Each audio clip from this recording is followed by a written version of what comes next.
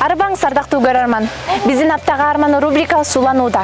Кезектеги коногубуз ким деп ойлонуп жатсаңыздар, анда жаш жазуучу, коомдук активист, самбо күрөшү боюнча Азия биринчилигинин коло медалинин 2 жолку ээси Абай Карабаев болмокчу. Андыктан Сокол медиа порталынан алыстабай, биз менен бирге болуңуздар.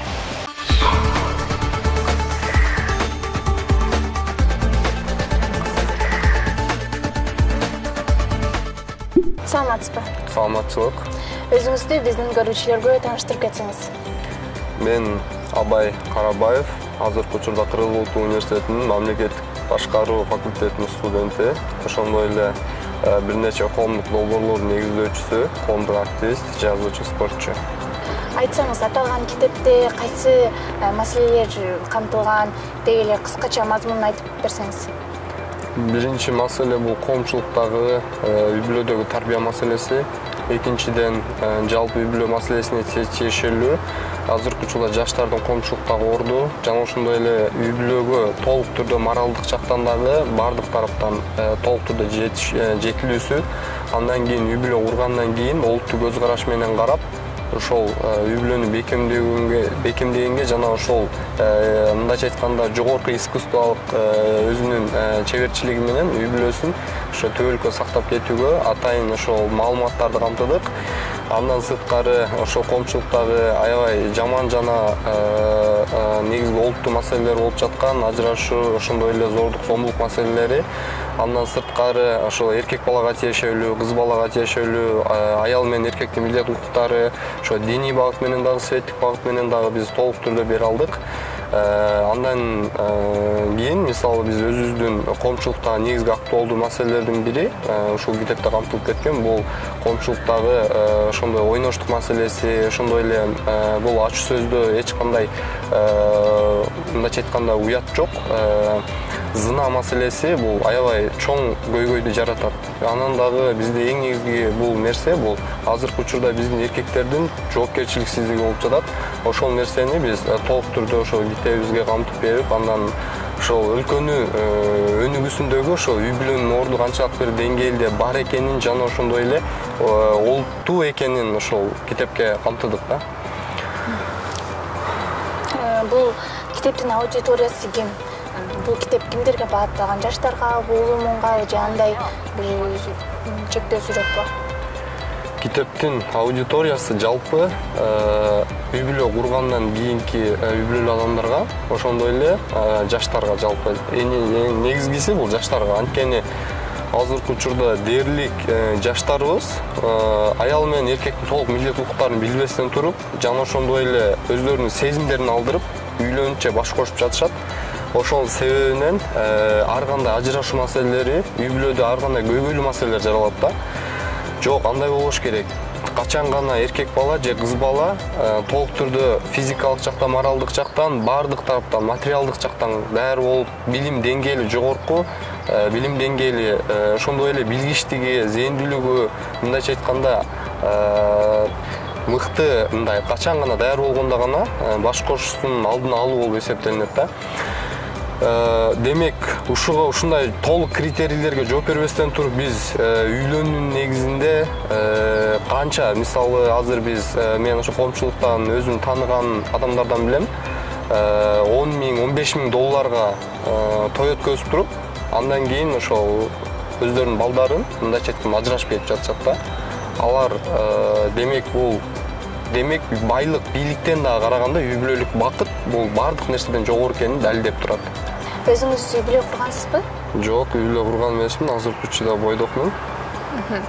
Андай болсо, бул китепти кайсы билимдерге таянып жаздыңыз, изилдедиңизби? Деги эле канча убакыт кетти бул китепти жазып чыгарууга? Бул китепти жазып чыгарууга дээрлик чыгармачылык жагынан аябай эң мындай кыйын экен, чыгармачылык жаатында аябай кыйын, оор нерсе чындыгында. Көп изилдөөлөрдүн негизинде жаздым. Ошондой эле бир нече эл аралык ошол булактардан алдым, маалымат булактарынан. Андан сырткары китептерден, ошондой эле атайын биздин ошо диний китептерден, өзүбүздүн Куран китебибиз, ошондой эле сахих хадистерден алып жалпы 2 багыт менен бердик. Эмнеге? Себеби жалпы эгерде биз универсалдуу болбосок, үй бүлө курганда биз дайыма универсалдуу болушубуз керек, бардыгына даяр болушубуз керек. Ал жерде себеби бардыгына даяр болгондо гана толук түрдө бири-бирин түшүнө алат деп ойлойм да, кыз менен бала. Эмнеге? Себеби толук ошо универсалдуу болсо, мисалы бардыгына даяр. Себеби ал үчүн мындай маселени чечүү же көйгөйдү чечүү мындай оңой деп эсептейм да. Себеби универсал болсо ал толук түрдө мындай билгичтиги дагы жана ошондой эле турмушка даярдыгы дагы мындай билинет деп айтам. Андан сырткары эгерде биз коомчулукта ошол маалымат булактарынан коомчулукта негизги көйгөй биз эгерде мен аны айтпасам дагы ал элдин баары билет. Демек ошол маселени биз түп тамырынан бери кантип чече алабыз? Ошол маселе да. Анан толук түрдө маалыматты биз жалпы өзүм айтып кеткендей эле ошол светтик багыт менен диний багыт менен жазгандыктан бир нече китептерден ошондой эле андан дагы эң негизгиси өзүбүздүн дагы аракетибизден деп мен айта алам да.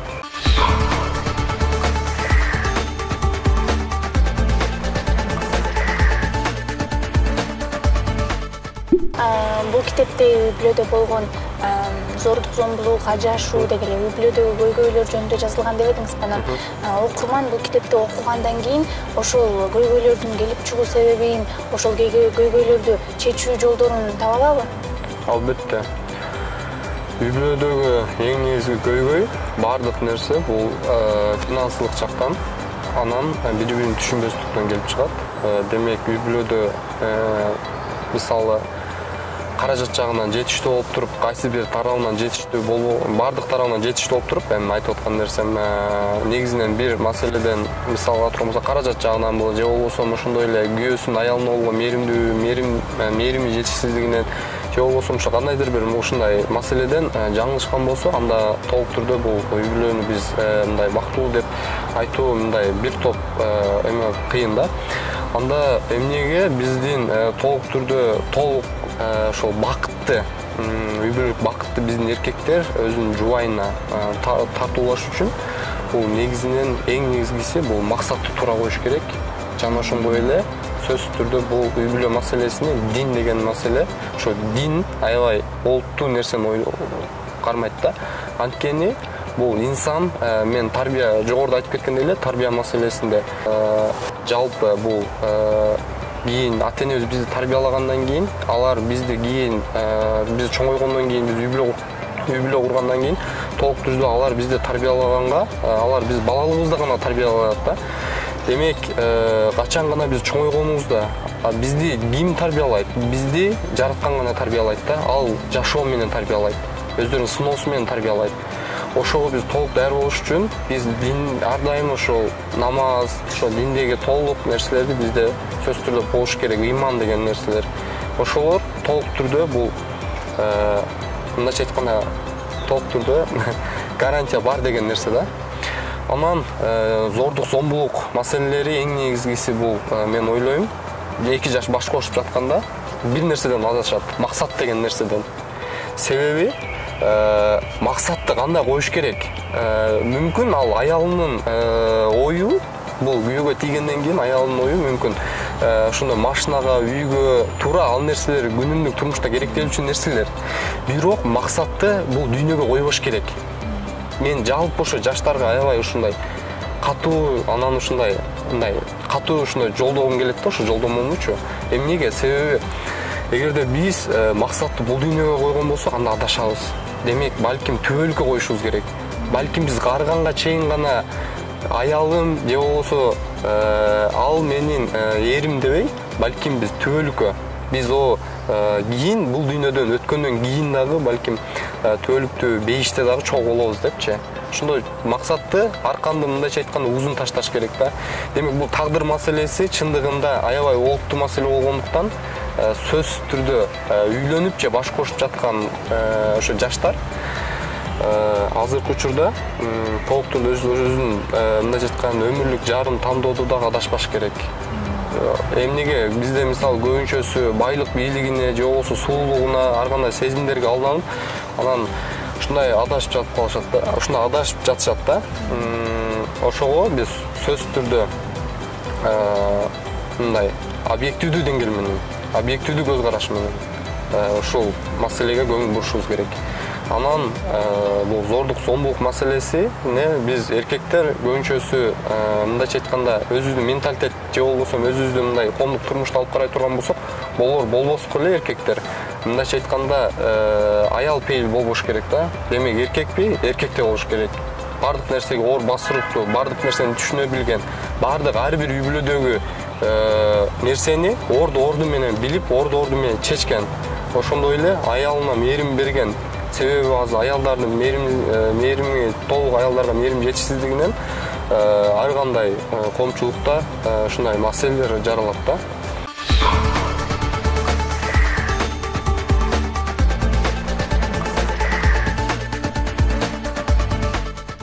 Сиздин оюңузду билгим келип турат. Ушул үй бүлөдөн келип чыккан көйгөйлөр коомчулукка кандай таасир берип жатат?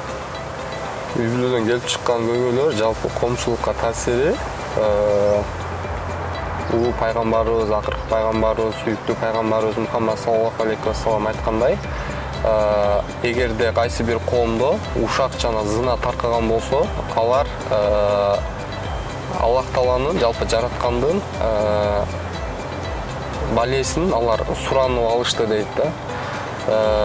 Бул сөздүн чечмелениши аябай мындайча айтканда ойлоно турган маселе. Бул көйгөй каяктан келип чыгат? Биринчиден азыркы учурда күйөөлөрү, аялдарын же аялдар күйөөлөрүн ар кандай ушундай ойноштук маселесинен, эмнеге дегенде бул эң азыр коомчулуктагы актуалдуу маселе, зына маселеси. Бул эч качан мындайча айтканда мындай бунун акыры, чындыгында бунун акыры жакшы нерсе менен бүтпөй турган маселе да. Ошого биз ыймандуу урпак же ыймандуу биз коомчулук кыргыз элинин керегине жараган эң мыкты атууларды тарбиялашыбыз үчүн бул ошол биз өзүбүздү таза кармап мындай мыкты адам болушубуз керек да. Дээрлик биз ушул маселени айткым келип турат. Азыркы учурда ар кандай туура эмес жалган маалыматтардын негизинде, ошондой эле ар кандай ошол мындайча айтканда аял менен эркектин ажырашуусунан кийин, кара жолго түшкөндөн кийин алар эмне кылышат? Аял бул эркектерден жалпы ошол алынганын биринчи жашоосунда ошол нерсе эркектерди мындай жаман көрүү адаты калыптанып калгандыктан толук түрдө ошол күйөөгө чыккысы келбейт дагы. Ошол негизинен ар кандай жаман жолдорго барат. Анан анын себебинен коомчулукта ар кандай оорулар пайда болуп атат. Ар кандай ушундай үй бүлөлүк маселелер, ал аял дагы мисалы балким башка бирөөнүн жактырып же анын күйөөсүнө толук басымды жасап же болбосо аны мындай жактырып аны алдашы мүмкүн. Бирок анын артында үй бүлөсү, балдары турат, аны сыздатат. Балким ушундай маселе коомчулукта азыр аябай актуалдуу маселе да. Ошого эң негизгиси бул үй бүлөдөгү эң негизгиси ажырашуу маселесинин бул коомчулукка тийгизген орду аябай чоң деп эсептейм. Анткени ушунун айынан, ушунун себебинен канчалаган балдар жетим калып жатат, канчалаган аялдар жесир калып жатат, канчалаган эркектер өздөрүнүн үй бүлөсүн таштап, мындайча айтканда жаман жолдорго барып жатат. Ошон үчүн биз эркектер кайраттуу бололук. Мен жалпы коомчулуктагы агаларыма, инилериме, жалпы досторума кайрылып кете турган нерсем ушул. Кетнугун спорт жагына бургум келип турат. Спортко болгон кызыгууңуз эмнеден улам баштап калды? Спортко болгон кызыгуум биринчи мен өзүм агам, мындайча өзүм азыр ага дейм, бирок өзүм атам ага дейм да. Негизинен бизде ошондой калыптанып калган. Атам деп айтсам болот да. Бул биринчи дзюдо, спорттун дзюдо түрүндө ошол Каракулжа районунда ачылып, анан ошого барып калгам. Андан кийин кызыгуум арткандан кийин ошол мектеп курагында бир нече ошол спорттон жетишкендиктерге, ошондой эле эл аралык мелдештерде алдыңкы орундарга жетиштик.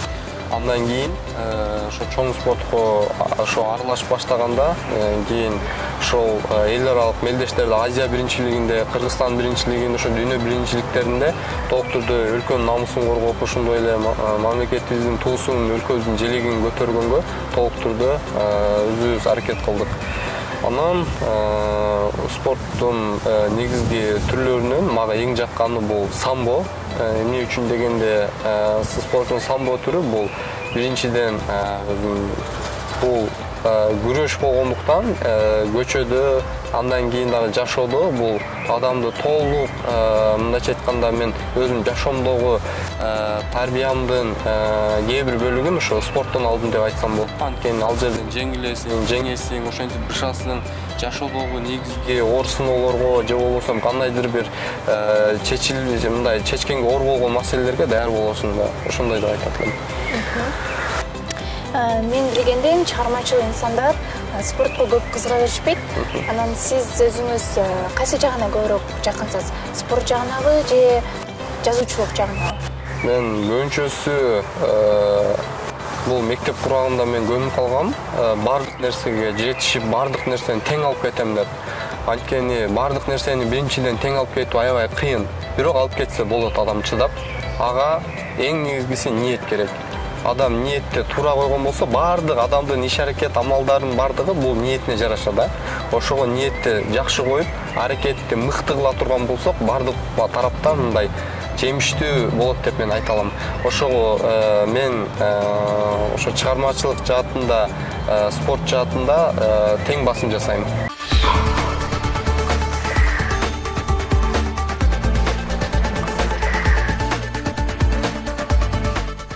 Бул китептен тышкары дагы кайсы эмгектердин үстүнөн иштеп жатасыз? Азыркы учурда ошо китебибиздин аягына экинчи китебибиздин аягына чыгып калдык. Кыргызстан менин дөөлөтүм аталышындагы китеп. Бул китептин жалпы мазмуну өлкөбүздү өнүктүрүүдөгү, бул өлкөбүздү мындайча айтканда бул коомдук идеология, андан сырткары бул экономикалык, социалдык жактан Кыргыз Республикасынын өнүгүшү, себеби менин багытым мамлекеттик башкаруу багыты болгондуктан ушул маселеге жалпы ошо өзүм көз карашым аябай, мындайча айтканда аябай өзүм жакшы көрүп, ушул нерсеге аябай жакындап, өзүм көз карашым ушуга жетип, анан ушул нерсени жаздым. Жалпы мазмунда биз мамлекетибизди өнүктүрүүдөгү бир нече эң негизги коомчулуктагы көйгөйлөрдү, аны чечүү жолдорун, ошондой эле 2040-жылга карата биздин өлкөбүздүн бул улуттук өнүгүүдөгү программаларды алдык. Андан сырткары бул өлкөбүздөгү мисалы эң негизги мындайча айтканда бардык тараптан кандай биз Орто Азияда эң алдыңкы мамлекет болууга жетишебиз, ошол маселени кабыргасынан биз коюп, ошол нерсени өзүбүз аракет кылып, толук азыр ошо жыйынтыктадык. Бир аз дагы аракет кылышыбыз керек, дагы маалымат топтоп, толук буйруса ушул китебибизди чыгарабыз.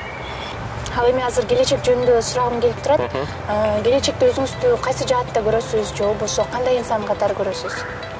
Келечекте жалпы мен эң негизги ниетим жана максатым өлкөнү өнүктүрүүдөгү спорт жаатынан болобу, чыгармачылык жаатынан болобу, кай тараптан болсо дагы мен элим үчүн бардыгы болуп берем. Мен ошондой деп айтат элем да. Мен элим үчүн бардыгы болуп берем, өлкөм үчүн бардыгы болуп берем. Демек, эң негизгиси кийин биз окуубузду бүткөндөн кийин дагы биз ошол багыт менен иштебей, балким ар тараптуулук деңгээлибизди өстүрүшүбүз керек, универсалдуулук деңгээлибизди өстүрүшүбүз керек деп эсептейт элем. Экинчиден, кесипкөйлүк. Ар бир адам кесипкөй болоюн деш керек да. Мен депутат болом же министр болом же президент болом деп андай эч качан андай нерсе максат койгон болбойт.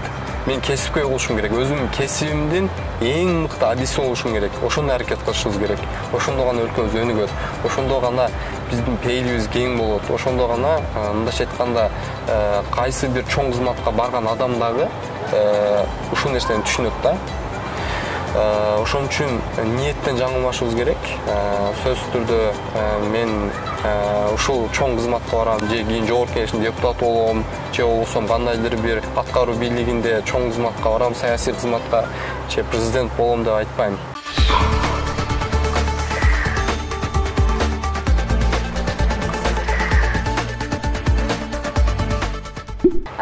Бүгүн биз үчүн убактыңызды бөлүп келип маек куруп бергениңиз үчүн терең ыраазычылык билдиребиз. Кыргызстаныбызда сиздей патриот, билимдүү жаштар көп болсун демекчибиз дагы. Ишиңизге ийгилик каалайбыз. Рахмат. Жалпы кыргыз элине кайрылуум, ыйык Рамазан айыңыздар менен куттуктайм, келе жаткан айт майрамыңыздар менен куттуктайм. Ар бириңиздин орозоңуздар кабыл болсун. Ошондой эле мамлекетибизде, өлкөбүздө акыркы учурда болуп жаткан ар кандай чоң саясий окуяларга, ошондой эле чек ара маселесинде болуп жаткан көйгөйлөрдүн бардыгыңыздарга терең көңүл айтам. Ошондой эле мамлекетибиздин мындан ары өнүгүшүнө биз жаштар өтө олуттуу көз караш менен ар дайым аракет кылабыз. Жаштардан эч качан үмүтүңүздөрдү үзбөңүздөр. Буюрса Кыргызстандын келечеги кең, буюрса мамлекетибиз өнүгөт. Сокол медиа порталына терең ыраазычылыгымды билдирем. Жалпы сиздердин ишиңиздерге ийгилик, албан мамлекетибиздин өнүгүшүнө туура маалыматтарды берип, эң мыкты, жогорку ошондой эле мындай өзүңүздөрдүн кесипкөйлүгүңүздөрдү арттыра бериңиздер. Рахмат чоң.